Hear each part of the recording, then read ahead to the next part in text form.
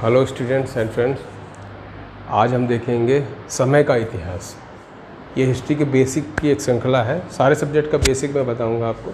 तो समय, हिस्ट्री क्या है? समय, किसी भी देश, समाज और दुनिया का जो समय का इतिहास होता है वही हिस्ट्री होती है। तो देखते हैं आज कैसे हिस्ट्री क्या है, समय का इतिहास है। जैसे ज्योग्राफी स्थानों का परिचय है, भूगोल का पृथ्वी का परिचय है, कौन सी चीज़ कहाँ पर है, वैसे इतिहास जो है समय का परिचय है। तो देखते हैं, इतिहास को हम बेसिक रूप से 3 भागों में डिवाइड करते हैं। ऐसा इतिहास, ऐसा समय जब हमारे पास पुरातात्विक साक्ष्य तो थे। पुरातात्विक मीन्स होता है जो ज़मीन के अंदर से मिले। अब वो तो मिलेंगे ही, कोई भी समय होगा उसके नीचे कुछ ना कुछ खुदाई से मिलते ही हैं। लेकिन पुरातात्विक साक्ष्य तो हैं, लेकिन लिखित साक्ष्य जिसके लिए नहीं है, लिखित साक्ष्य नहीं मिला है। उसके कई कारण हो सकते हैं। या तो वहाँ पर लिपि का विकास नहीं हुआ होगा, या उनको इसकी आवश्यकता नहीं रही होगी। तो लिखित साक्ष्य नहीं है। जब लिखित कोई साक्ष्य नहीं मिल रहा है तो ऐसे इतिहास को हम बोलते हैं प्राग इतिहास या प्री हिस्ट्री। हिस्ट्री के भी पहले का टाइम है, प्री हिस्ट्री। दूसरा है आद्य ऐतिहासिक काल, प्रोटो हिस्ट्री। प्रोटो हिस्ट्री क्या होती है? इसमें लिखित साक्ष्य तो मिलते हैं, लिखित साक्ष्य अवेलेबल है, मिल रहे हैं तमाम। जैसे सिंधु सभ्यता में मिलते हैं, सिंधु घाटी जो सिंधु क्षेत्र में थी वहाँ पर लिखित साक्ष्य मिले हुए हैं, पर वो ऐसे बने हुए हैं बहुत सारे, ऐसे कुछ चिन्ह बना हुआ है, कुछ ऐसा भी बना हुआ है, कुछ मछली जैसे चित्र बने हुए हैं।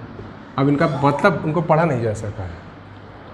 जब उनको पढ़ा नहीं जा सका तो ऐसी समय को प्रो हिस्ट्री कहा गया, pro history, proto history, sorry, आद्य ऐतिहासिक काल या प्रोटो हिस्ट्री।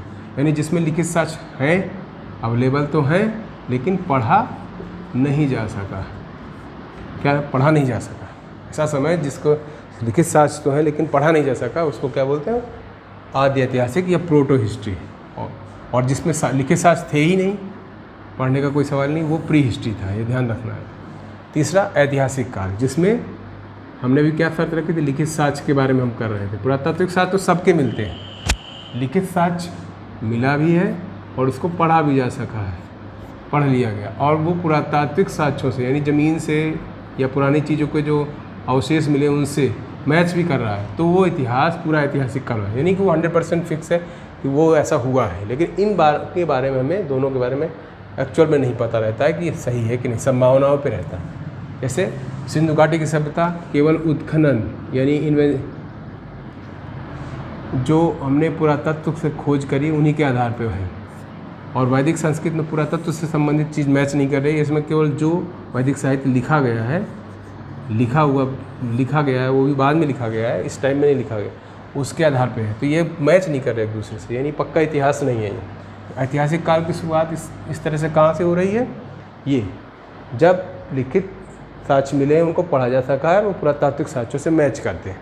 जैसे चंद्रगुप्त मौर्य के बारे में, भारत का पहला साम्राज्य जो था मौर्य साम्राज्य, उसके बारे में इंडिका में लिखा हुआ है कि बहुत भव्य महल था चंद्रगुप्त मौर्य का। अब उसका कोई साक्ष्य नहीं मिलता तो हम उसको एक सस्पेंस में मानते, हो सकता है मेरे सिनिस ने बड़ाई में लिख दिया और उसकी तारीफ में अपने राजा के, लेकिन उसका एक पुरातात्विक साक्ष्य मिला हुआ है पटना में, ठीक है, पाटलिपुत्र में, पाटलिपुत्र यानी पटना में।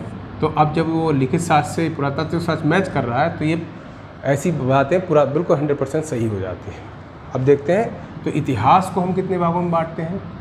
इतिहास को हम फिर 3 भागों में बांटते हैं। प्राचीन इतिहास, यानी वैदिक संस्कृति के बाद से जब पक्का इतिहास हमें पता चल गया, 600 BC से लेकर 712 AD तक, मोहम्मद बिन कासिम के भारत पे आक्रमण तक के समय को हम प्राचीन इतिहास मानते हैं। फिर मध्यकालीन इतिहास 712 AD से लेकर 1707 तक।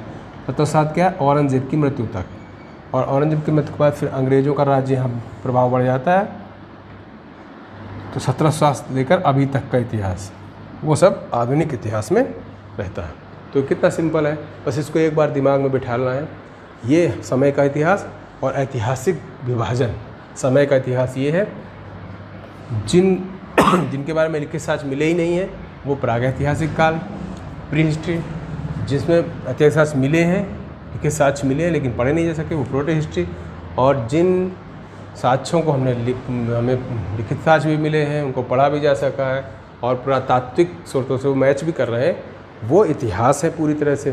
तो इस तरह से आप देखेंगे कि हमने इतिहास के समय के इतिहास को समझा। अब मैं आपसे पूछूंगा कि आप बताइएगा कि मध्यकालीन इतिहास किस सन से लेकर किस सन तक है, किस ईस्वी से लेकर किस ईस्वी तक। तो ये कमेंट करके बताइएगा।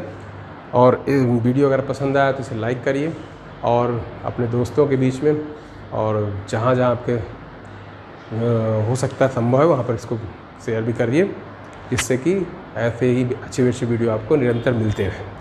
वीडियो देखने के लिए सभी को धन्यवाद।